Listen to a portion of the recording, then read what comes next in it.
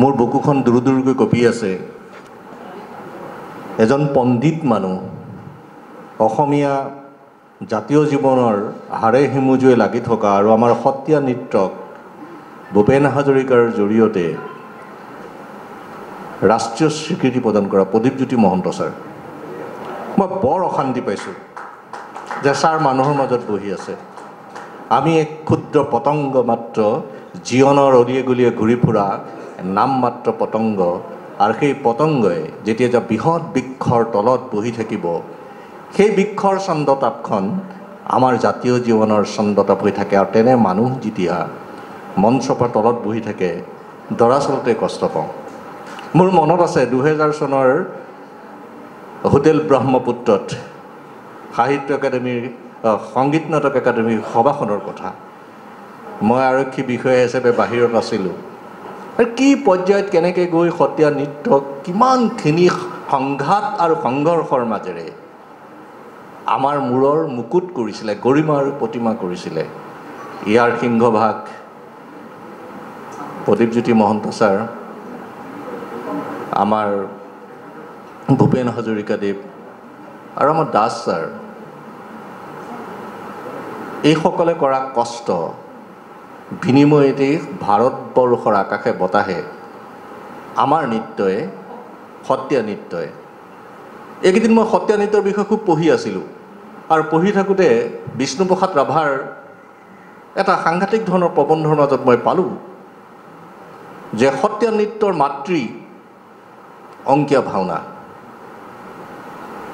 সত্ৰীয়া নৃত্যৰ মাতৃ অংকীয়া ভাওনা, আৰু অংকীয়া ভাওনাই সপ্তপুৰৰ পৰা আঁতৰি গৈছে। এইটো মই কোৱা কথা নহয়, বিষ্ণুপ্ৰসাদ ৰাভাই কোৱা কথা। আৰু ই অসমীয়া ভাষাত এই ভাওনা কৰিব লৈছে। ই চৰিত্ৰ হেৰুৱাইছে, দৰ্শন হেৰুৱাইছে, ব্ৰজাৱলীৰ বিশাল বাটটোৰ পৰা ই আঁতৰি আহিছে। এইবোৰ বাৰ পিছৰ কথা। সি যি কি নহওক, পৰম শ্ৰদ্ধাভাজন সভাপতি ডাঙৰীয়া, মঞ্চত আসন গ্ৰহণ কৰা বৰুৱা ডাঙৰীয়া, সূৰ্যদা, দত্ত বৰুৱাদেৱ, আকুল প্ৰজ্ঞা আৰু চেতনাৰে হৰিত শব্দৰ সন্ধানত সমবেত হোৱা মোৰ বুকুৰ আপোন মানুহ, আপোনালোক সকলোলৈকে মই কৃতজ্ঞতা জ্ঞাপন কৰিছোঁ যে আজি 4খন গ্ৰন্থ উন্মোচন হৈছে। এই 4খন গ্ৰন্থ উন্মোচনৰ আপোনালোক সাক্ষী। মই যিখন গ্ৰন্থ উন্মোচন কৰিছিলোঁ, এই গ্ৰন্থখনৰ নাম চুই চাবৰ মন। কবিতা হৈছে জীৱনৰ অনুবাদ, কবিতা হৈছে জীৱনৰ অনুশীলন, কবিতা হৈছে জীৱন উদযাপন কৰা এটা বিশাল উৎসৱ। কবিয়ে যিদিনাখন নিজৰ পোচাকযোৰ খুলি পেলাব পাৰিব, সলাই পেলাব পাৰিব, সেইদিনাখন সমাজে নিজৰ পোচাক খুলিবলৈ বাধ্য হ'ব। এই কথাষাৰ মই এইকাৰণে কৈছোঁ যে নিগ্ৰো কবি লেংষ্টেন হিউজেছ, আফ্ৰিকাৰ কবি বেঞ্জামিন মলায়ছ, নাজিম হিকমত, পাবলো নেৰুদা, এইসকলৰ কবিতা যেতিয়া পৃথিৱীৰ মানুহৰ হৃদয়লৈ আহে, তাত ৰজা মহাৰজাৰ অৱয়ব নাথাকে, ৰজা মহাৰজাৰ কীৰ্তিৰ গৰিমা নাথাকে। ৰুটি, ভাত, ঘৰ, সাধাৰণ মৌলিক যিবিলাক সামগ্ৰী, যিবিলাকৰ কাৰণে সৰ্বসাধাৰণ জনতাই বুভুক্ষু আৰ্তনাদৰে ৰাজপথত সমদল কৰে, সেই সমদলৰ শ্লোগান তেওঁলোকৰ কবিতাত থাকে। গতিকে কবিতাক কেতিয়াও বিলাসিতাৰ সামগ্ৰী বুলি গ্ৰহণ কৰিব নালাগে। ভয়, হতাশা, ঘৃণা, অপবাদ, অপমান, ষড়যন্ত্ৰ, এইবিলাকৰ বিৰুদ্ধে কবিতাই জীৱনৰ পোখা মেলিব পাৰিব লাগিব। আৰু এই জীৱনৰ পোখা মেলোঁতে আপাতমস্তক মানুহজনে নিজক সংশোধন কৰাৰ লগতে মাতৃতৃপ্ত শব্দ সম্ভাৰৰ বিশাল যাত্ৰাটোক বিজ্ঞানসন্মত আৰু সাংস্কৃতিক সভ্যতাৰ বাটেৰে কেনেকৈ মানুহৰ চকুত দোলা দিব পৰা যায়, কেনেকৈ মানুহৰ চকুত এখন ৰামধেনুৰ সপ্তৰঙৰ ৰঙেৰে সৈতে উজ্বলি উঠিব পৰা যায়, কি কাৰণে বৰষুণ যাকে ৰ'দৰ সংস্পৰ্শত ৰামধেনু এখনৰ সৃষ্টি কৰে, কি কাৰণে আকাশ আৰু মাটিৰ সম্পৰ্ক হয় আৰু সেই সম্পৰ্কত বৰষুণে মাটিক জীপাল কৰে। আৰু ৰাতিপুৱা যেতিয়া ঘৰৰ পদূলিৰ সন্মুখত গৈ দেখোঁ যে ইফালে সিফালে থকা খালবিলাকত বামুণ ভেকুলীবিলাকে চিঞৰে, বামুণবিলাকে আকাশ চুব খোজে, এই গ্ৰন্থখনৰ নামো চুই চাবৰ মন যায়। আৰু যেতিয়া বামুণ বা ভেকুলীবিলাকে আকাশ চুবলৈ যতন কৰে, তেতিয়াই খেতিয়কৰ হাতৰ পাজি হেৰিয়া আঙুলিৰে পথাৰত শস্য সিঁচে। আৰু সেই শস্যে পৃথিৱীৰ বক্ষফালে শিৰোন্নত পৰিয়াল হৈ আকাশলৈ ঢাপলি মেলে আৰু এদিন ফলে ফুলে জাতিষ্কাৰ হৈ আমাৰ পেটৰ ভোকৰ আকাশ নিৰ্বাপিত কৰে। সেই নিৰ্বাপিত কৰা যাতনা আৰু কৰ্ষণৰ দৰ্শনটো কবিয়ে, লেখক এজনে জীৱনৰ সমাজৰ দায়বদ্ধতাৰ দৰ্শন হিচাপে গ্ৰহণ কৰিব লাগিব। মই দৰ্শন বুলি কওঁতে কণমানি দুজনী ছোৱালীয়ে কৃষ্ণ বন্দনা গাইছিল। এই কৃষ্ণ বন্দনাটো শুনি মই তেতিয়া পিছফালে বহি আছিলোঁ আৰু প্ৰদীপজ্যোতি মহন্ত ছাৰে বন্তি জ্বলাইছিল। তাৰপিছত কৃষ্ণ বন্দনা শুনিছিলোঁ। এই কৃষ্ণ আমাৰ ভাৰতীয় বিশাল সভ্যতা সংস্কৃতি কৃষ্ণৰ বিষ্ণু দৰ্শনৰ বাটেৰে গুৰু শংকৰ মাধৱে আমাৰ জাতীয় জীৱনক বৈষ্ণৱ বিনয়ৰ বাটেৰে যি বিশাল পৰিমাত্ৰা দিছে, আৰু সেই বিশাল পৰিমাত্ৰাটোৰ কাৰণে মই শংকৰ গুৰুক আপোনালোকে মহাপুৰুষ বুলি কয়। মই মহাপুৰুষ বুলি হৃদয়ত তেওঁক স্থান দিয়াৰ উপৰিও মই তেখেতক ঈশ্বৰ পুৰুষ বুলি ক'বলৈ বেছি ভাল পাওঁ। সেইজন ঈশ্বৰ পুৰুষৰ সাধনাতেই অংকীয়া ভাওনাই যিদৰে ৰূপ ল'লে, আমাৰ 7 বৈকুণ্ঠ য'ত প্ৰতিষ্ঠা কৰে ভাগৱত, শ্বেতবিলাস, শান্তনুবিলাস, চৈতন্যবিলাস, কনকদন্ত বিলাসকে ধৰি, পুষ্পবিলাসকে ধৰি এই যিখন সাম্ৰাজ্য, আধ্যাত্মিক সাম্ৰাজ্য প্ৰতিষ্ঠা কৰি গৈছে, পৃথিৱীৰ ক'তো পাবলৈ নাই। এই কৃষ্ণৰ শিশুকালৰ পৰা একেবাৰে কংসবধলৈকে যি বিশাল পৰিক্ৰমা, সেই পৰিক্ৰমাৰ বাটে বাটে আছে সংঘাত, সেই পৰিক্ৰমাৰ বাটে বাটে আছে ষড়যন্ত্ৰ, সেই পৰিক্ৰমাৰ বাটে বাটে আছে যুদ্ধৰ এক ভীষণ আখৰা। আৰু সেই সমগ্ৰ কথাখিনিকেই বৃন্দাবনী বস্ত্ৰত গুৰু শংকৰে নৰনাৰায়ণ মহাৰাজৰ অনুৰোধত যি বৃন্দাবনী বস্ত্ৰ কৰিছিল, আপোনালোকে কল্পনা কৰকচোন। যিখিনি সময়ত শংকৰ গুৰুৱে তাতিকুছিত গৈ বৃন্দাবনী বস্ত্ৰ প্ৰস্তুত কৰিছিল, সেইখিনি সময়ত বিজ্ঞানৰ কি প্ৰভাৱ আছিল? 120 হাত দীঘল, 60 হাত বহল সেই বৃন্দাবনী বস্ত্ৰখন আজিৰ আধুনিক, অতি আধুনিক বিজ্ঞানৰ বৃহৎ বৃহৎ বস্ত্ৰ উদ্যোগবিলাকেও সেই বস্ত্ৰৰ কাষ চাপিব পৰা নাই। আমি সেই সভ্যতাৰ মানুহ। এই যে প্ৰদীপ শৰ্মা, তেখেতে লিখিছে, মই প্ৰদীপ শৰ্মাৰ কথা যেতিয়া জানিলোঁ যে তেওঁ বিশ্বনাথ চাৰিআলি তেজপুৰৰ, মোৰ লগে লগে মনত আহিল যে বান ৰজাৰ মন্ত্ৰী কুভাণ্ডুৰ কন্যা চিত্ৰলেখা। এই চিত্ৰলেখাই উষাক অনিৰুদ্ধৰ ছবি আঁকি দেখুৱাইছিল। আৰু 2018 চনত ভাৰতৰ ললিত কলা একাডেমীয়ে প্ৰকাশ কৰা যি গ্ৰন্থ, সেই গ্ৰন্থত ভাৰতৰ ললিত কলা বিশাৰদ ডক্টৰ আনন্দ স্বামীয়ে চিত্ৰলেখাক ভাৰতবৰ্ষৰ প্ৰথমগৰাকী চিত্ৰকৰ ৰূপে বৰ্ণনা কৰিছে। আমি সেই ঠাইৰ মানুহ আৰু শৰ্মা সেই ঠাইৰ মানুহ। গুপ্ত কাশীৰ কথা জানো, বিশ্বনাথ চাৰিআলি গুপ্ত কাশী আছে। সিংহ হৈয়া ধৰ্মাত্ম ক্ষণজীৱন, চিগাল হৈ 1000 বছৰ কিবা প্ৰয়োজন। বান ৰজা ৰাজসভাত সকলো বহিছে।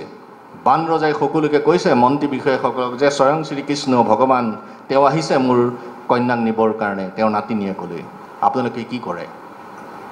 সকলোৱে হাত জোৰ কৰি কৈছে যে স্বয়ং পৃথিৱীৰ ভগৱান আহিছে আপোনাৰ কন্যাক নিবলৈ, ইয়াতকৈ সুখৰ খবৰ কি থাকিব পাৰে?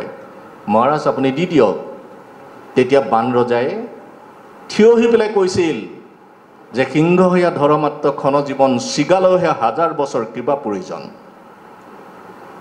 তেওঁ পৃথিৱীৰ ভগৱান নালাগে, আৰু কিবা কিবা, হি শুড কাম প্ৰপাৰৱে, তেওঁ সঠিক পথৰে আহক। যুদ্ধ ঘোষণা কৰা, যুদ্ধ হ'ল, হৰিহৰৰ যুদ্ধ হ'ল, তেজ পৰিল। আৰু সেই হৰিহৰৰ ভৰিৰ পদধূলাৰ স্পৰ্শত জাগৃত হোৱা ভূমিৰ সন্তান আমি সেই ভূমিৰ মানুহ। চতিয়াত তেখেতৰ জন্ম 1942 চনৰ 20 আগষ্ট তাৰিখে। সিদ্ধান্ত হৈছিল বম্বে কংগ্ৰেছ অধিৱেশনত যে ছেপ্টেম্বৰ মাহৰ 20 তাৰিখে সমগ্ৰ ভাৰতবৰ্ষৰ স্বাধীনতা সংগ্ৰামীসকলে থানাবিলাকত গৈ পতাকা উৰাব। তাৰ 1 মাহৰ আগত 1942 চনৰ 20 আগষ্ট তাৰিখে চতিয়াত ভূমিধৰ বৰদলৈৰ নেতৃত্বত পতাকা উৰিছিল। আমি সেই স্বাধীনতাৰ তিৰংগা পতাকাক আকাশৰ মূৰৰ ওপৰত জিলিকাই ৰাখিব পৰা শক্তি সামৰ্থ্যৰে পুৰত একোজন মাটিৰ সন্তান। তেজপুৰৰ অনেক কথা আছে। বান থিয়েটাৰৰ বুকুলৈ যদি যায় ভনী শৰ্মা, ভূপেন হাজৰিকা, বিষ্ণুপ্ৰসাদ ৰাভা, জ্যোতিপ্ৰসাদ আগৰৱালা, এইসকলৰ জীৱন পৰিক্ৰমাৰ বাটে বাটে অসমীয়া সংস্কৃতিৰ বিশাল বাটটো ইমান নান্দনিক, দৃষ্টিনন্দন, হৃদয় উদ্বেলিত কৰিব পৰা আৰু আমাৰ হৃদয়ৰ অন্তপাশে সেই সংস্কৃতিৰ বিশাল বাটটোক বীজ কৰি প্ৰতিষ্ঠা পুতি থ'ব পৰা শক্তিটো ক'ৰবাত আছেনে নাই মই নাজানো। আমি ইমান চহকী জাতি। কবিতাসমূহত কঠীয়া নামৰ যিটো কবিতা তেখেতে লিখিছে, সন্তাস নামৰ যিটো কবিতা কথা লিখিছে, তেজে ধূসৰিত মাটিৰ পৃথিৱীত তেজৰ দ্বাৰা শইচ উৎপন্ন নহয়, বীজৰ দ্বাৰা শইচ উৎপন্ন হয়। বীজে যেতিয়া মাটিক খামুচি ধৰিব আৰু সেই বীজে যেতিয়া আমাৰ পেটৰ ভোকৰ আকাশ নিৰ্বাপিত কৰাৰ সাংঘাতিক ধৰণৰ দুহাত দুভৰি মেলিব, তেতিয়াই জীৱকুলৰ মানুহৰ প্ৰগতিৰ বাটটো প্ৰশস্ত হ'ব। এতিয়া পৃথিৱীৰ প্ৰান্তে প্ৰান্তে যুদ্ধ পিপাসু ৰজাবিলাকৰ ক্ষমতা দখলৰ চক্ৰান্ত চলিছে। আমাৰ দৈনন্দিন জীৱনৰ যিটো মানুহৰ মৌলিক চাহিদা, মানুহৰ মৌলিক যিটো চিন্তা, জীয়াই থকাৰ যিটো স্বাধীনতা, সেৱন কৰা যি অম্লজান, সেই অম্লজান যেন উদ্যান বোমাৰ বতাহে কাঢ়িব ধৰিছে। উদ্যান শব্দটো বহুতে হয়তো নাজানে। ভূপেন দাই এটি গীতত সেই উদ্যান শব্দৰ উল্লেখ কৰিছে যে ৰণ হ'লে খামকি, ৰণ হ'লে গামকি, মৰিব দেশৰে লোক। এই গীতটোতে তেওঁ উল্লেখ কৰিছে যে উদ্যান বোমাৰে পৃথিৱী পুৰিব ক'ৰবাৰ ৰণ বলিয়াই, ৰণ হ'লে খামকি, ৰণ হ'লে গামকি, মৰিব দেশৰ হেলোক। উদ্যান শব্দটোৰ অৰ্থ ভূপেন দাক সুধিছিলোঁ, মই নাজানো। মই ভূপেন দাৰ এখন কিতাপ যেতিয়া লিখিছিলোঁ, ভূপেন দাক কাষতে, ভূপেন দা আপুনি গীতটোত এইটো উদ্যান শব্দটো লিখিলে, উদ্যান শব্দটো মই বুজা নাই। তুমি ইমান ডাঙৰ পুলিচ অফিচাৰ, উদ্যান শব্দটো নাজানা? মই বোলো পৃথিৱীৰ বহু শব্দই মই নাজানো। ভূপেন দাই তেতিয়া কৈছিলে উদ্যান মানে হাইড্ৰজেন বোমা, উদ্যান বোমা।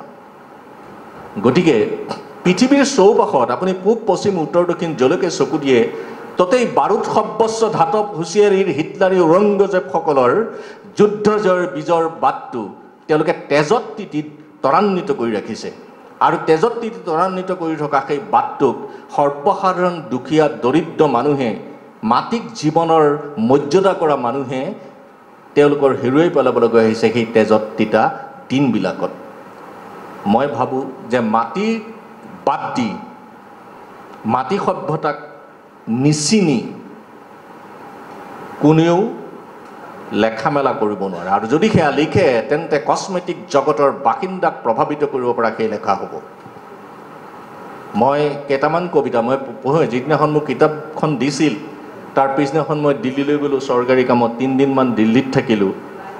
মই আহি শৰ্মাক কৈছোঁ তাতে বহি থাকোঁতে যে মই আপোনাৰ কবিতা কিতাপ পঠিয়াব পৰা নাই, কিন্তু মই এটা শব্দই মোৰ শৰ্মাৰ কবিতাৰ প্ৰতি বুকুত এটা ভাল ভাৱ জন্ম দিছে। আৰু সেই ভাল ভাৱটোৰ দ্বাৰাই মই তেওঁক ক'ব খোজোঁ, যাৰ কলমে কথা ক'ব পাৰে তেওঁ কলম সামৰি থ'ব নালাগে। যাৰ কলমে কথা ক'ব পাৰে তেওঁ কলম সামৰি থ'ব নালাগে। আৰু কলম যিসকলে লয় সেইসকলক সমাজৰ প্ৰথম শ্ৰেণীৰ নাগৰিক ৰূপে গণ্য কৰা হয়। গতিকে কলমৰে শব্দ লিখোঁতে আমি মন আৰু মগজুক সংযুক্ত কৰি শব্দ নিৰ্বাচন কৰিব লাগে। আৰু সেই শব্দই বাক্যৰ সৰল গাঁথনিৰ দ্বাৰা আমাৰ মনৰ যিটো ভাৱ, বুকুৰ যিটো ভাৱ অন্তৰ পৰা প্ৰকাশ কৰিব পাৰিব লাগিব। আৰু সেই কামটোকে আমি কৰিবৰ কাৰণে যতন কৰোঁ। মই এখন বাতৰি কাকতৰ সম্পাদকৰ লগত কথা পাতিছিলোঁ আৰু মই কথা পাতি থাকোঁতে কবিতাৰ বিষয়ে কথা পাতিলোঁ। তেখেতে একো নকয়, শুনি আছে মোৰ কথা বতৰাবিলাক। তাৰপিছত মোক ক'লে আহাচোন, মোক পিছফালৰ ৰুমটোলৈ লৈ গ'ল। সেই ৰুমটোত কৈছে এইখিনি দেখিছা? বোলো হয় ছাৰ, এইখিনি কি আছে? বোলে গোটেইখিনি কবিতা, কমেও 3 মোনমান। সেইবোৰ প্ৰকাশৰ যোগ্য নহয়। কামপুৰ সাহিত্য সভাত 1986-87 চন হিৰুদায়ে সভাপতিত্ব কৰিছিল কবি সন্মিলনত। এজন মানুহ হঠাতে নজনমান কবিয়ে কবিতা পাঠ কৰি থকাৰ পিছত চাহৰ ব্যৱস্থা হ'ল। অলপ সময় ৰেষ্ট লওঁতে এজন মানুহ দৌৰি আহিল। মই সূৰ্যদাক এই কথাটো কামপুৰত কৈছোঁ ভূপেন হাজৰিকাৰ অনুষ্ঠানত। তেওঁ কিন্তু নিমন্ত্ৰিত কবি নহয়। তেওঁ উঠিয়ে নমস্কাৰ, মই এটা কবিতা গাম যে কামপুৰত চুগাৰ মিল হ'ল, আমাৰ কি হ'ল? 6 পু 6 নাতি তেহে কৰিব কুঁহিয়াৰ খেতি। এতিয়া চৰকাৰে উলিয়াইছে পৰিয়াল পৰিকল্পনা নীতি, এতিয়া কেনেকৈ কৰিবা কুঁহিয়াৰ খেতি? নমস্কাৰ বুলি কৈ তেওঁ দৌৰি গুচি গৈছে। এই ধৰণৰ কবিতা চাপৰ অসম সাহিত্য সভাৰ অধিৱেশনত সন্ধিয়া 7 বজাত মই বিশিষ্ট অতিথি হিচাপে আছিলোঁ। কবি সন্মিলন আৰম্ভ হৈছে, পিছদিনা ৰাতিপুৱা 10টা বজাত কবি সন্মিলন শেষ হৈছে। কল্পনা কৰকচোন। আগতে অসম সাহিত্য সভাত 20জন কবিক মাতে, 5জন আদৰণি সমিতিয়ে মানে, সৰ্বমুঠ 25জন।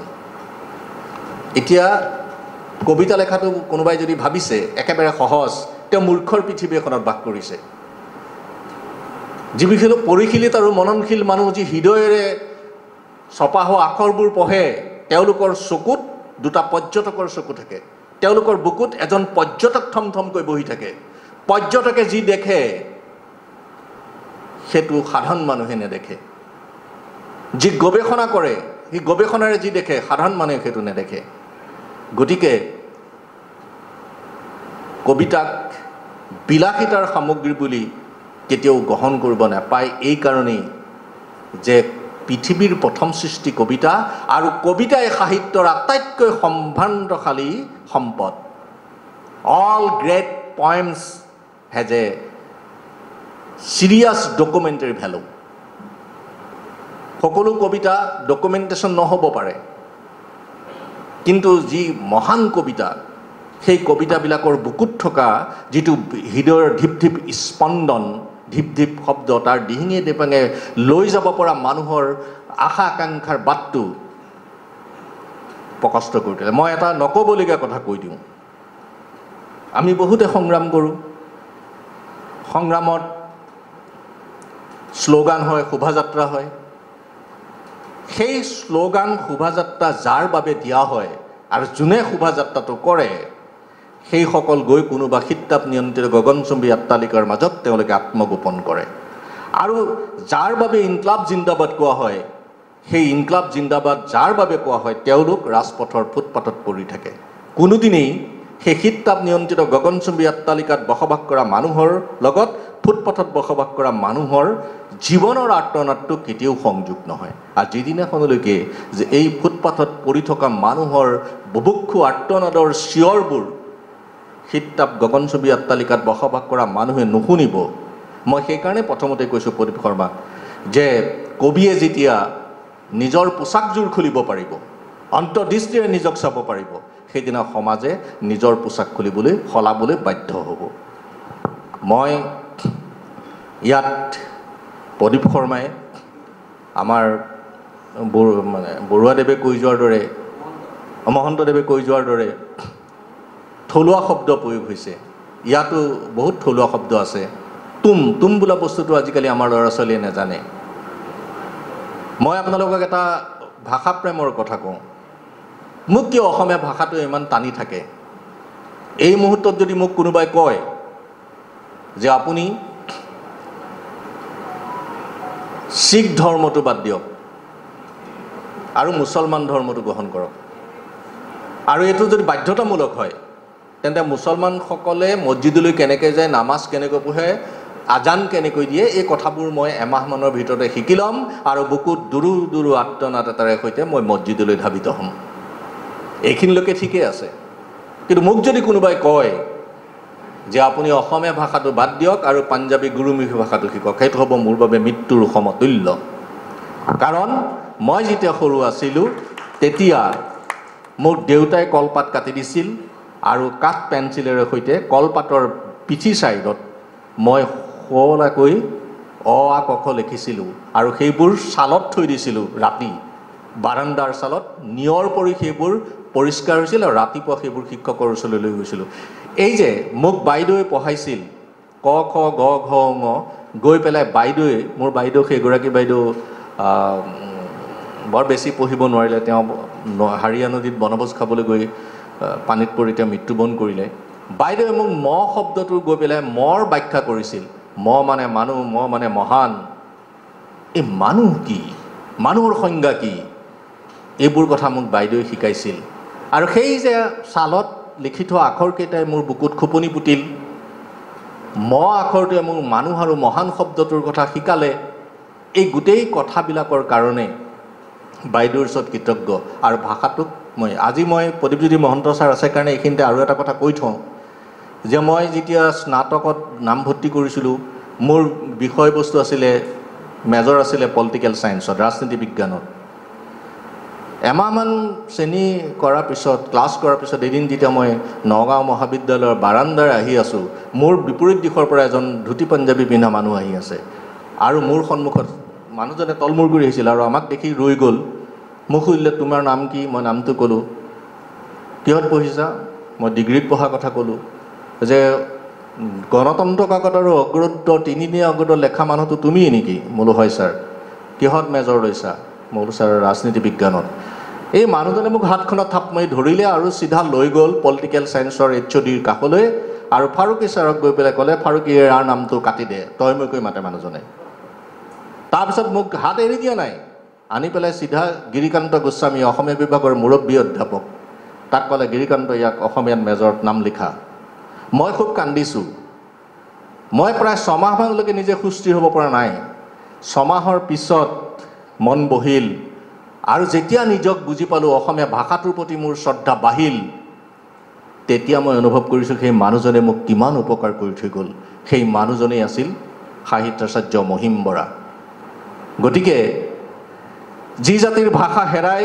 যি জাতিৰ ভাষা নাথাকে সেই জাতি কেংগেৰু ৰাগঠেং দুখনৰ দৰে পংগু যি জাতিয়ে নিজৰ ভাষাক ক'বলৈ দ্বিধাবোধ কৰে পৃথিৱীৰ যিকোনো ভাষাত আপোনালোকে পঢ়িব পাৰে আপোনালোকৰ ল'ৰা ছোৱালীয়ে পঢ়িব তাত কোনো আপত্তি নাই কিন্তু তাৰ অৰ্থ এইটো নহয় যে আপোনাৰ ভৰিৰ তলৰ মাটিত গোট খাই থকা শব্দ সম্ভাৰবিলাকে আমাৰ ককা আজু ককাৰ ভৰিৰ খোজবোৰ কেনেকৈ নামঘৰলৈ লৈ গৈছিল কেনেকৈ থাপনাৰ আগলৈ লৈ গৈছিল আৰু থাপনাৰ আগত জ্বলি থকা মিঠাতেলৰ আধ্যাত্মিক চাকিৰ ঢিপ ঢিপ বন্দনাটোৱে সমগ্ৰ ভক্তি মাৰ্গৰ চেতনাটোক কেনেকৈ আমাৰ মানুহৰ বুকুৱে মুখে চকুৱে হৃদয়ে প্ৰতিষ্ঠা কৰি ৰাখিছে সেই মৰ্ম বিদেশী ভাষাত পঢ়া ল'ৰা ছোৱালীয়ে নিশিকিব মই যদি নাঙলটোৰ কাষলৈ যাব লাগে মই যদি মৈখনৰ কাষলৈ যাব লাগে মই যদি টকাটোৰ কাষলৈ যাব লাগে মই যদি জুৱলিখনৰ কাষলৈ যাব লাগে বাইদেউৰ কাষলৈ যাব লাগে ফৈ ৰছীডালৰ কাষলৈ যদি যাব লাগে তেন্তে তাত ৰপ্ত থকা জীৱনটোক মই উপলব্ধি কৰিব পাৰিব লাগিব বহুতেই আজিকালি কয় যে আমাৰ একো আপত্তি নাই মোবাইলটো আছে আমি ইণ্টাৰনেট গুগলত মাৰি দিলেই আমি চব বস্তু পাই যাম হে মোৰ বুকুৰ আপোন মানুহ আপোনালোকেও ভাবিব আৰু আপোনালোকৰ ল'ৰা ছোৱালীকো ক'ব গুগল ইণ্টাৰনেটে আপোনালোকৰ ল'ৰা ছোৱালীক তথ্য দিব পাৰিব কিন্তু তত্ত্ব দিব নোৱাৰে যেতিয়ালৈকে তত্ত্ব দিব নোৱাৰিব তেতিয়ালৈকে তথ্যৰ দ্বাৰা তেওঁ পূৰ্ণাংগ মানুহ হ'ব নোৱাৰে তথ্যটো পাবৰ কাৰণে গুৰু শংকৰে মৰিগাঁৱৰ জাগিত কেনেকৈ খোল খাজিছিল খোলত কি কি ব্যৱহাৰ হৈছিল সেইটো জানিবৰ কাৰণে কাৰিকৰজনৰ কাষলৈ আপুনি যাব লাগিব কবিতা এই সমগ্ৰ জীৱন প্ৰক্ৰিয়াটোকেই কবিতাই সামৰি লয় কবিতাৰ ৰূপ বিশাল তেজক চিয়াহিলৈ ৰূপান্তৰ কৰিব পৰা যিটো যাতনা সেই যাতনাটোক চাব পাৰিব শিকিব লাগিব কোনোবাই যদি কৈ যে তেজক আকৌ চিয়াহিলৈ সেইটো প্ৰতিকৰ্থত মই ব্যৱহাৰ কৰিছোঁ তেজক চিয়াহিলৈ কেনেকৈ ৰূপান্তৰ কৰিব পৰা যায় এই কথা বতৰাবিলাক লাগিব মই পদুচেৰীত ৰাতি 10 বজাত এখন ৰিক্সা লৈছোঁ আৰু ৰিক্সালৈ মই সমগ্ৰ পদুচেৰীখন ঘূৰিছোঁ মই তামিলসকলৰ সাহিত্য সাংস্কৃতিক অনুষ্ঠানৰ লগত তেওঁলোকৰ লগত বহি মই কথা পাতিছোঁ পদুচেৰীত মই এখন নে দুখন মাত্ৰ ইংৰাজীত 1 নম্বৰত লিখা মই চাইনবোৰ্ড পাইছোঁ 1964 চনলৈকে সেইখন ফ্ৰান্সে অধিকাৰ কৰি আছিল পদুচেৰীত 1980 চনলৈকে 1 নম্বৰ ভাষাটো ফ্ৰেঞ্চ আছিল 2 নম্বৰ ভাষাটো ইংৰাজী আছিল 3 নম্বৰ ভাষাটো তামিল আছিল আৰু 4ৰ্থ ভাষাটো হিন্দী আছিল আৰু এই গোটেই প্ৰক্ৰিয়াটোত কৰিবৰ কাৰণে হেজাৰোধিক মানুহ শ্বহীদ হৈছিল আমাৰ পৃথিৱীত থকা একমাত্ৰ দেশখন যিখন দেশ ভাষাৰ নামত প্ৰতিষ্ঠা সেইখন যে বাংলাদেশ 1954 চনত 22,000 মানুহ 1954 চনৰ বছৰটোত তাত পাকিস্তানৰ সেনাই বাংলাদেশী বুদ্ধিজীৱী সংগ্ৰামীসকলক হত্যা কৰিছিল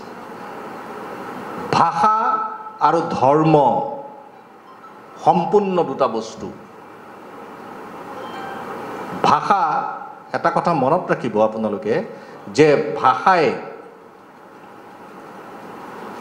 ধৰ্মক কৈ বিশাল বৰ্ণিল ধৰ্ম এটা সম্প্ৰদায় বা এটা জাতি বুলি ক'লেও আকৌ এটা জাতিৰ মাজত বিভিন্ন এটা ভাষা কোৱা মানুহ থাকিব পাৰে এটা সম্প্ৰদায়ৰ মাজত আবদ্ধ থাকে কিন্তু ভাষা এক নিৰ্দিষ্ট ভৌগোলিক সীমাৰেখাৰ মাজত বসবাস কৰা বিভিন্ন জাতি জনগোষ্ঠী তেওঁলোকৰ লোকাচাৰ লোককলা এই সকলোবিলাকক সামৰি এটা ভাষাই এটা জাতি সৃষ্টি কৰে গতিকে ভাষা ধৰ্মতকৈ ওখ ধৰ্মতকৈ বহল ধৰ্মতকৈ বৰ্ণিল বৰ্ণাঢ্যৰ বিশাল তাৰ সংজ্ঞা এই কথাটো আমি প্ৰত্যেকেই মনত ৰখাটো ভাল আৰু পদুচেৰীত যেতিয়া মই দেখিছিলোঁ যে তেওঁলোকৰ ভাষা প্ৰেম অতি সাংঘাতিক আৰু তেওঁলোকৰ ভাষা প্ৰেমৰ বাবেই তেওঁলোকে মোক এখন তালিকা দেখুৱালে তালিকাখন তেওঁলোকৰ ভাষাত লিখা আছে মই পঢ়িব নাজানো গতিকে তেওঁলোকে মোক পঢ়াই দিলে কেইজনমান মানুহৰ নাম ক'লে যিকেইজন মানুহে তেওঁলোকৰ ভাষাটোৰ কাৰণে মৃত্যুবৰণ কৰিছে আমি 60 চনত ভাষা আন্দোলন কৰোঁ 72ত মাধ্যম আন্দোলন কৰিলোঁ এই বছৰ অসমীয়া নতুন বছৰটোত আমাৰ চৰকাৰী কাৰ্যালয়বিলাকত অসমীয়া ভাষাটো অধিসূচনাবোৰ জাৰি হ'ব এই কথাটো কোৱা হ'ল মই বিশ্বাস কৰোঁ মই কেইবাটাও বিভাগত মই খবৰ লৈছোঁ যে সেই কামটো হৈ উঠা নাই মই যিটো বিভাগত কাম কৰোঁ তাত মই ইংৰাজীখনৰ লগতে অসমীয়া অধিসূচনাও কৰিছোঁ যেতিয়ালৈকে আপোনাৰ বুকুত ভাষা প্ৰেমৰ স্ফুলিংগটো জাগ্ৰত নহ'ব তেতিয়ালৈকে আপুনি আপোনাক পৰিষ্কাৰভাৱে দেখা নাপাব তেতিয়া যদি আপুনি নিজক পৰিষ্কাৰ কৰি দেখা নাপায় জাতিসত্তাক দেখা পোৱাৰ সৌভাগ্য আপোনাৰ কোনোদিন নহ'ব মই অনুভৱ কৰোঁ যে আমাৰ ভাষাত মাত্ৰ 8 বছৰ বয়সত লক্ষীনাথ বেজবৰুৱাই ভূপেন হাজৰিকাক গুৱাহাটীৰ গীত পৰিৱেশন কৰা আৰু সেইটো প্ৰথম গীত ভূপেন হাজৰিকাৰ কুসুম্বৰ পুত্ৰ শ্ৰীমন্ত শংকৰে ধৰিলে নামৰে টান নামৰে সুৰতে আনন্দত নাছিলে পবিত্ৰ বৰদোৱা থান আৰু লক্ষীনাথ বেজবৰুৱাই দুজন কৃতধী ধীমান পুৰুষ এজন পৌৰ এজন কনিষ্ঠ তেওঁলোকে গৈ তেওঁৰ গালত এটা চুমা খালে সেই চুমাটোৱে পৃথিৱীৰ হৃদয় স্পন্দন কৰিব পৰা চুমা আছিল সেই চুমাৰ গতিতেই ভূপেন হাজৰিকাই লুইতৰ পৰা মিছিছিপি ভলগা এই সকলো পাৰত গৈ কথা পাতিছিল আপোনালোকে জানেনে যে লক্ষীনাথ বেজবৰুৱাই যাক আমি আমাৰ সংস্কৃতিৰ আটাইতকৈ ডাঙৰ ৰজা বুলি কওঁ এই লক্ষীনাথ বেজবৰুৱাই খুব সিৰিয়াছলি কথা বতৰাবিলাক লিখে যেতিয়া তেওঁ সিৰিয়াছলি কথা বতৰাবিলাক লিখে তেতিয়া তেওঁক অন্য এজন লক্ষীনাথ বেজবৰুৱাই আহি পেলাই আমনি কৰে যে ইমান সিৰিয়াছ কথা বতৰা তুমি নিলিখিবা তেতিয়া লক্ষীনাথ বেজবৰুৱাই সিৰিয়াছ কথাবিলাকৰ পৰা কিপাবৰ বুঢ়ালৈ ৰূপান্তৰ ঘটে আৰু হাঁহি ধেমালিৰে সৈতে আমাৰ সমাজখনৰ গ্ৰাম্য জীৱনৰ যিটো সমাজপ্ৰীতি আৰু থলুৱা সহজ সৰল মানুহৰ মুখ নিকৃত কথা আৰু তামোল খাই মুখৰ ৰঙা মানে তামোলৰ ৰসেৰে হেলেঙি লগা মানুহৰ ঢেক ঢেক হাঁহিত কি ধৰণৰ কথা বতৰাবিলাক আহে আৰু কি ধৰণৰ আমাৰ অসমীয়া মানুহৰ মানে সংৰক্ষণৰ অভাৱ আজি বহুতে ধ্ৰুপদী ভাষা হোৱাৰ পিছত কৈছে যে অসমীয়া ভাষাটো এতিয়া আমাৰ সংৰক্ষণ হ'ব লাগে মই সংৰক্ষণৰ প্ৰচণ্ড বিৰোধী সংৰক্ষণ মানে এটা জেগাত ৰৈ গ'ল আৰু সি আৰু আগবাঢ়িব নোৱাৰে তাক ৰাখি থলোঁ আমি খুঁটি এটা মাৰি বান্ধি থলোঁ গতিকে সংৰক্ষণৰ লগে লগে তাৰ কৰ্ষণ বিকাশ প্ৰসাৰ এই সকলো সমানে হৈ থাকিব লাগিব মই কেইদিনমানৰ আগতে সৰ্বভাৰতীয় এখন চেমিনাৰত অংশগ্ৰহণ কৰি আহিছিলোঁ তাত মই যিবোৰ কথা কৈছিলোঁ আপোনালোকে বিশ্বাস নকৰিব মই যদিও ইংৰাজীত কথাবিলাক তাত ক'ব লাগে এই ইংৰাজী কথাবিলাক কওঁতে মোক ভৰিৰ পৰা মূৰলৈ অসমীয়া ভাষাটোৱে ঠেলি দিয়ে যে তুমি এইটো এনেকৈ ট্ৰেন্সলেট কৰা এনেকৈ অনুবাদ কৰা মই কিন্তু ইংৰাজীত সেই কথাখিনি কৈছোঁ যদিও মোৰ এনেকুৱা লাগি আছিল যে মই মোৰ আইমুখৰ মৰমৰ ভাষাটোৰে কৈ আছোঁ। মই বেজবৰুৱাদেৱৰ কাষলৈ আকৌ উভতি গৈছোঁ। তেতিয়া পৃথিৱীৰ কোনো দেশৰ কোনো ভাষাত নথকা আমাৰ যিটো জাতীয় সংগীত, এই জাতীয় সংগীতটো ইয়াতে নতুনকৈ শুধৰণি এটা হ'ব লাগে। এইটো বেলতলা সাহিত্য সভাই চাই ল'ব যে চাই লওঁ তোমাৰ মুখনি এবাৰ, ইয়াত লিখা আছে এবাৰ মুখনি তোমাৰ। নতুন সংশোধনটো কৰি ল'ব, এইটো আগৰে চাগে। আচ্ছা, যি কি নহওক, সেই গীতটোত মই যেতিয়া অধ্যয়ন কৰি পেলাই গৱেষণা কৰি পেলাই পাইছোঁ, এই গীতটোৰ গোটেই কথাখিনি তেওঁ এটা মাত বিচাৰি ঘূৰি ফুৰিছিল, এটা কণ্ঠ বিচাৰি ঘূৰি ফুৰিছিল। আৰু সেই কণ্ঠটো তেওঁ এটা চুমাৰে সৈতে সৰুতে দিছিল, আৰু পৰৱৰ্তী কালত সেই কণ্ঠটোৱে প্ৰমাণ কৰি দিছিল যে লক্ষ্মীনাথ বেজবৰুৱাই বিচাৰি ফুৰা সেই কণ্ঠটোৱে সুধাকণ্ঠ ভাৰতৰত্ন ভূপেন হাজৰিকা। গতিকে বব ডিলনে কৈছিল নবেল প্ৰাইজ পোৱাৰ পিছত যে ভূপেন হাজৰিকাই আমেৰিকাৰ পৰা ভাৰতবৰ্ষলৈ গুচি যোৱাটোৱে তেওঁৰ জীৱনৰ আটাইতকৈ ভুল আছিল। বব ডিলনে ভূপেন হাজৰিকাৰ গীতি সাহিত্য অনুসৰণ কৰি তেওঁ কবিতা লিখিছিল, তেওঁ গীত লিখিছিল, আৰু তেওঁ নবেল প্ৰাইজ পাইছিল। মই ভাবোঁ যে ভূপেন হাজৰিকাই নবেল প্ৰাইজ নাপাব পাৰে, কিন্তু নবেল প্ৰাইজতকৈ বহুত ওপৰত এইখন ভাৰতবৰ্ষৰ মাটিত যেতিয়া কুৰুক্ষেত্ৰৰ যুদ্ধ হয়, আৰু কুৰুক্ষেত্ৰৰ যুদ্ধৰ আগমুহূৰ্তত যেতিয়া 700 শ্লোক গীতাৰ উচ্চাৰণ হয়, তাৰে 574টা শ্লোক কৃষ্ণই মাতিছিল, এটা শ্লোক ধৃতৰাষ্ট্ৰই মাতিছিল, 41টা শ্লোক মাতিছিল সঞ্জয়ে, আৰু 42টা শ্লোক মাতিছিল অৰ্জুনে। সেই যে গীতাখন হ'ল, এই গীতা সমগ্ৰ পৃথিৱীৰ মানুহৰ জীৱন জগতক আলোকিত কৰিব পৰা এক সাংঘাতিক ধৰণৰ শব্দ সম্ভাৰৰ বিপুল যাত্ৰাৰ মানৱ কল্যাণৰ এখন গ্ৰন্থ। এই গ্ৰন্থখনে আজি নবেল পুৰস্কাৰ পাব পাৰে বেলেগ বেলেগ গ্ৰন্থই, বেলেগ বেলেগ লেখকে, কিন্তু হেজাৰটা নবেল পুৰস্কাৰেও গীতাক চেৰ পেলাব নোৱাৰে। হেজাৰ গায়কীয় মানুহে বা গায়কে গীত লিখিলেও বা গীত গালেও ভূপেন হাজৰিকাক চেৰ পেলাব নোৱাৰে। ভূপেন হাজৰিকাৰ এটা গীত যে বিমুদ্ৰ মোৰ নিশাতি মৌনতাৰে ভৰা এখনি নীলা চাদৰ, এই গীতটি মই ভাবোঁ অসমীয়া গীতি সাহিত্যৰ শ্ৰেষ্ঠ গীতটো হৈয়েই এই পৃথিৱীৰ অন্যান্য প্ৰান্তৰ গীতবিলাকৰো এটা শ্ৰেষ্ঠ গীত। মই বৰ বেছি দীঘলীয়া নকৰোঁ। চুই চাবৰ মনটো চুই চালোঁ, কিন্তু চুই চাই উপলব্ধি কি কৰিলোঁ সেই কথাটো। এতিয়া ইয়াতে আমি 13 শব্দটো যদি লিখোঁ, এনেকৈ আঁচ এডাল দিলোঁ, তাৰপিছত এনেকৈ দিলোঁ, 13 হ'ল। কিন্তু এনেকৈ যেতিয়া দিলোঁ 13 শব্দটো, 13 শব্দটো, এই আঁচডালত 1 দেখা যায়, এইটোক যদি আপুনি উল্টাকৈ চাই W দেখা যায়, এইটোক যদি আকৌ এনেকৈ চাই তেতিয়াহ'লে সেইটো M দেখা যায়। তো প্ৰকৃততে 13 W M নে 1? এতিয়া সেইটো সহজ কৰিবৰ কাৰণে আপোনাৰ 13টোৰ আগত যদি A এটা লিখি দিওঁ আৰু 13টোৰ পিছত যদি B এটা লিখি দিওঁ, তেতিয়াহে আমি গম পাম কি C এটা লিখি দিওঁ, তেতিয়া আমি কি গম পাম কি যে ABC।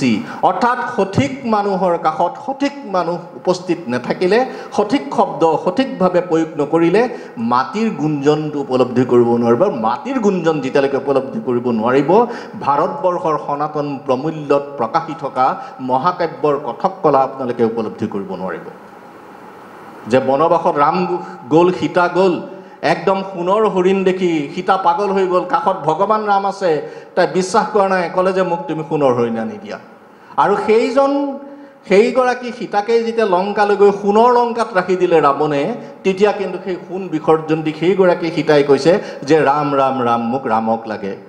অৰ্থাৎ মাটিৰ যিটো উপলব্ধি, সেইটো লেখকৰ উপলব্ধি হ'ব পাৰিব লাগিব, লেখকৰ জীৱনৰ শ্ৰদ্ধা হ'ব পাৰিব। আৰু এটা কথা, যিসকলে কলম লয় তেওঁলোকৰ সামাজিক চৰিত্ৰটো কিন্তু পবিত্ৰ হ'বই লাগিব। সামাজিক চৰিত্ৰ যদি পবিত্ৰ নহয়, তেতিয়াহ'লে তেওঁলোকৰ লেখাৰ দ্বাৰা বৰ বেছি দূৰলৈ আমি যাত্ৰা কৰিব নোৱাৰিম। মই এটা সৰু কথা কওঁ যে 80 লাখ মানুহ পৃথিৱীত বসবাস কৰি আছে ইজৰাইলৰ ইহুদিবিলাক তেওঁলোকৰ ভাষাটো হিব্ৰু তাৰে 54 লাখ মানুহ ইজৰাইলত বাস কৰে বাকিখিনি মানুহ পৃথিৱীৰ অন্যান্য প্ৰান্তত বাস কৰে সেই 54 লাখ মানুহ ইহুদি বাস কৰা দেশখনৰ কল্পনা কৰক আজি তাৰিখত তেওঁলোকে নোবেল প্ৰাইজো পাইছে আমি 3.40 লাখ আমি নোবেলটো বাদে দিয়ক আমি বুকাৰ চুকাৰ পুৰস্কাৰলৈ যাব পৰা সক্ষমতা আমি পোৱা নাই মই এইখিনি কথা একেবাৰে শেষত দুটা কথা কওঁ বিসংগতি আৰু শ্ৰীকৃষ্ণৰ কথা মই কৈ পেলাই আঁতৰি গ'লোঁ এই দুটা কথা কৈ মই মোৰ ভাষণ সমাপ্ত কৰিম শ্ৰীকৃষ্ণ ভাৰতীয় জীৱন সভ্যতা দৰ্শনৰ বিৰল প্ৰতিভূ মহাভাৰতীয় চেতনাত শ্ৰীকৃষ্ণ সেই অবিধা য'ত প্ৰেম আছে বিৰহ আছে যুদ্ধ আছে ষড়যন্ত্ৰ আছে নিন্দা আছে কপটতা আছে সেই শ্ৰীকৃষ্ণ যেতিয়া সৰু আছিল তেতিয়া মাটি খাইছিল মাক যশোদাই এচাৰি লৈ পেলাই কৃষ্ণক কোবাইছিল আৰু মুখ মেলিবলৈ কৈছিল কৃষ্ণই যেতিয়া মুখখন মেলি দিছিল সমগ্ৰ ত্ৰিভুৱন সমগ্ৰ বিশ্ব ব্ৰহ্মাণ্ড কৃষ্ণৰ মুখৰ ভিতৰত ঘূৰি আছিল আৰু সেই ৰূপ দেখি যশোদা মূৰ্ছা গৈছিল এতিয়া আপোনালোকে কল্পনা কৰক আপোনালোকে ভাবক যে যিজন শ্ৰীকৃষ্ণৰ মুখত সমগ্ৰ বিশ্ব ব্ৰহ্মাণ্ড আছিল সেইজন কৃষ্ণই কুৰুক্ষেত্ৰৰ যুদ্ধৰ আগত কৌৰৱৰ ৰাজসভাত কুলগুৰু কৃপাচাৰ্য গুৰু দ্ৰোণাচাৰ্য পিতামহ ভীষ্ম বিদুৰ সন্মুখত পাণ্ডৱৰ বাবে মাত্ৰ 5খন গাঁও বিচাৰিছিল ভাবিলে আচৰিত নালাগেনে তেওঁ সমগ্ৰ বিশ্ব ব্ৰহ্মাণ্ডৰে মালিক তেওঁৰ হাতত সুদৰ্শন চক্ৰ আছিল শিশুপালে দিয়া প্ৰথমটো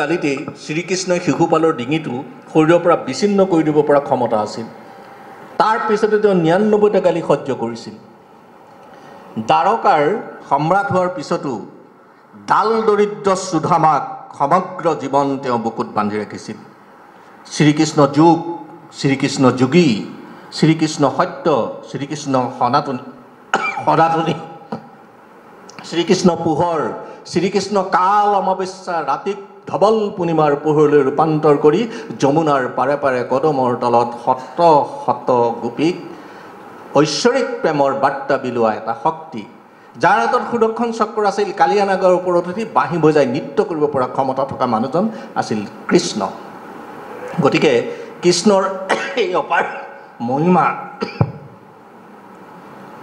ক্ষমা কৰিব তাৰমানে মই দিল্লীলৈ যাওঁতে বৰষুণত তিতিলোঁ এদিন খুব বৰষুণ পৰিছিল তাৰপিছত অলপ জ্বৰ হৈ আছে এতিয়া মই বিসংগতি কথাটো আপোনালোকক কৈ মই সমাপ্ত কৰিম এই কথাবিলাক মই কৈ আছোঁ প্ৰদীপ শৰ্মাই বুজিবৰ কাৰণে জানিবৰ কাৰণে আৰু আমাৰ প্ৰকৃত জীৱনটো কি উপলব্ধি কি এই কথাটোৰ কাৰণে বিসংগতি আমাৰ জীৱনৰ সকলোতে আছে এই যে মই এতিয়া কাহিছোঁ এইটো এটা মোৰ বিসংগতি